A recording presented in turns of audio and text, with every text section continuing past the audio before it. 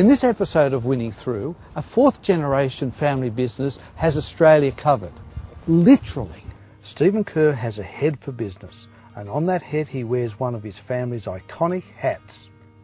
Yeah, Akubra started, basically it was a family member of ours who started the business. He was Benjamin Dunkley, who started as a fur cutting business in Tasmania and then progressed into hats, and that was in the 1800s.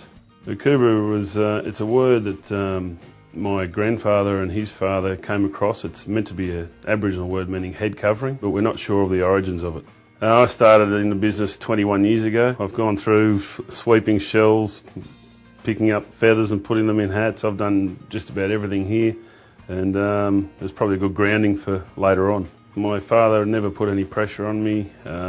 He just said, if you want to do it, it's there. And one day I thought, yep, that's what I want to do. In a family business, you need to work together, and you know, we certainly toss ideas around, but I always respected my father's doings at this company, and if I didn't agree with something, I'd tell him and he'd take it on board.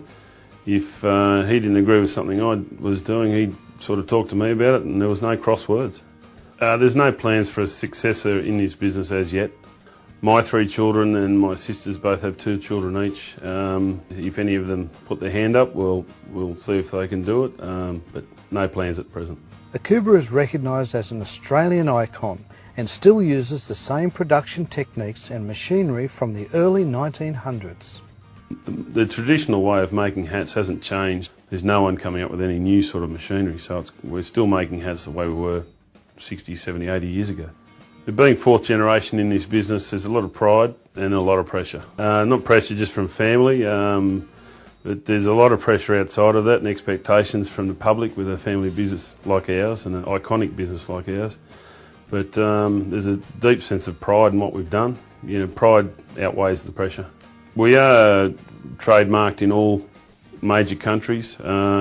It's cost us a lot of money to do so, but we're doing it. Similar to the wine industry in Australia, we've got our product being copied in China. They are branding it Akubra. They're also branding it Made in Australia. And we're just waiting for samples of them to arrive, and then we've got to take action from there. In 1974, the business relocated from Sydney to Kempsey on the New South Wales North Coast and now employs over 80 locals. There was state government incentives at the time to move businesses into regional areas, and the Department of Decentralisation helped us out in that move, and businesses and rents were pretty tough in Sydney at the time. So Kempsey was one of 4 towns that were picked out for us, and we decided to come here. The company prides itself on quality and reputation, using other Aussie icons to promote the brand internationally. In 1986 we signed Greg Norman to a sponsorship deal.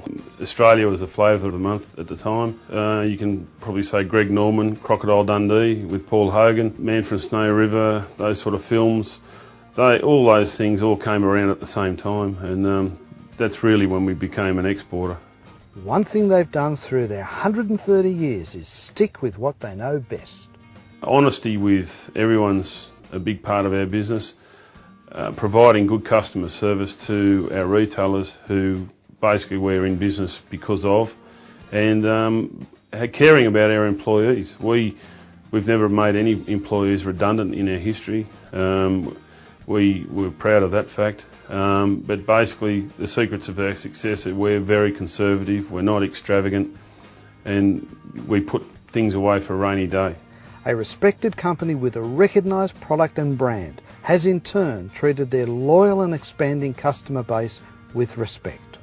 Staying true to their production techniques and resisting the financial benefits of cheaper overseas products has meant that Akubra will keep Australians safe from the elements for years to come.